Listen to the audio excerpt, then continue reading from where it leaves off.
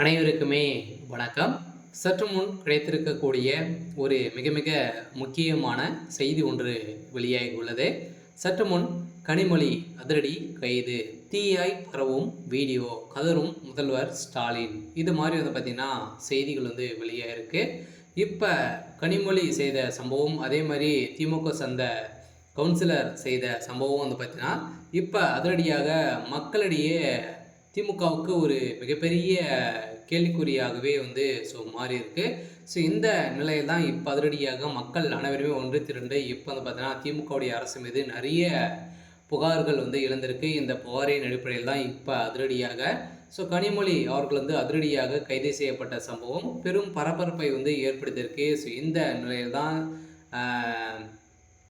அரசு ஊழியர் ஒருவர் பார்த்தீங்கன்னா அதிரடியாக திண்டிவனத்தில் நகராட்சி பட்டியல் சமூகத்தை சேர்ந்தவர் இளநிலை உதவியாளராக இருக்கக்கூடிய நிலையில் அங்கே பார்த்தீங்கன்னா திமுகவுடைய ஆதிக்கத்தை காட்டியிருக்காங்க. அவர் ஏதோ ஒரு சில தவறுகள் செஞ்சுருக்கக்கூடிய நிலையில் திடீர்னு பார்த்தீங்கன்னா அவர் காலில் விழுந்த சம்பவம் பெரும் பரபரப்பை ஏற்பட்டது. ஏற்கனவே செப்டம்பர் 3ஆம் தேதி பார்த்தீங்கன்னா இணையதளத்தில் ஒரு தீயாய் பரவிருந்த நிலையில் இந்த சம்பவத்தின் நகராட்சி தலைவர், கணவர் உள்ளிட்ட 5 பேர் மீது வன்கொடுமை சட்டத்தம் உள்பட்ட 5 பிரிவுகளை திண்டிவனம் காவல்துறை வழக்கு பதிவு செஞ்சது.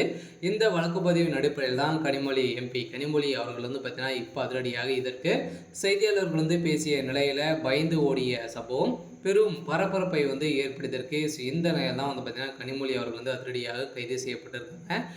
சம்மந்தப்பட்ட இவங்களே பார்த்தீங்கன்னா எந்த ஒரு கேள்விக்கும் எந்த ஒரு பதிலுமே கூறாமல் இருக்கக்கூடிய நிலையில் தான் இப்போ மக்களை பார்த்தீங்கன்னா எந்த அளவுக்கு திமுகவுடைய ஆளுங்கட்சியாக இருக்கக்கூடிய திமுக எந்த அளவுக்கு பார்க்கப்பட்டு இருக்குது அப்படின்ற மாதிரி மக்கள் சமூகத்தை சேர்ந்தவர்கள் அனைவருமே பார்த்தீங்கன்னா அதிரடியாக கனிமொழி மீதும் அதே மாதிரி பார்த்தீங்கன்னா திமுக மீதும் பார்த்தீங்கன்னா நிறைய குற்றச்சாட்டுகள் எழுந்திருக்கு. இந்த குற்றச்சாட்டின் அடிப்படையில் தான் இதை தொடர்ந்து காலையில் அந்த ஊழியர் விழுந்தபோது கவுன்சிலர் வேண்டாம் என கூறியதை கேட்க முடிகிறது. எனினும் இந்த காணொலி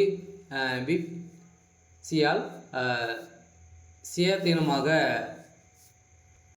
உறுதிப்படுத்த முடியவில்லை என கனிமொழி அவர்கள் பேசிய சம்பவம் பரபரப்பை ஏற்படுத்தியிருக்கு. இருந்தாலும் விழுப்புரம் மாவட்டம் திண்டிவனம் நகராட்சி இளநிலை உதவியாளராக பணியாற்றி வரும் முனியப்பன் செப்டம்பர் 3ஆம் அன்று காவல் நிலையத்தில் புகார் மனு ஒன்றை அளித்திருந்த நிலையில் இந்த புகாரின் அடிப்படையில் தான் அங்கு திமுக சேர்ந்த நிர்வாகி அதிரடியாக மிரட்டி அவர் பார்த்தீங்கன்னா அட்டூழியம் செஞ்சுருக்காரு அப்படின்ற மாதிரி இப்போ இந்த தகவல் வெளியிருக்கு. இந்த தகவலின் அடிப்படையில் தான் இப்போ பார்த்தீங்கன்னா அதிரடியாக பெரும் இந்த வீடியோ பெரும் பரவலாக பார்த்தீங்கன்னா தீயாய் பரவி இருக்கு.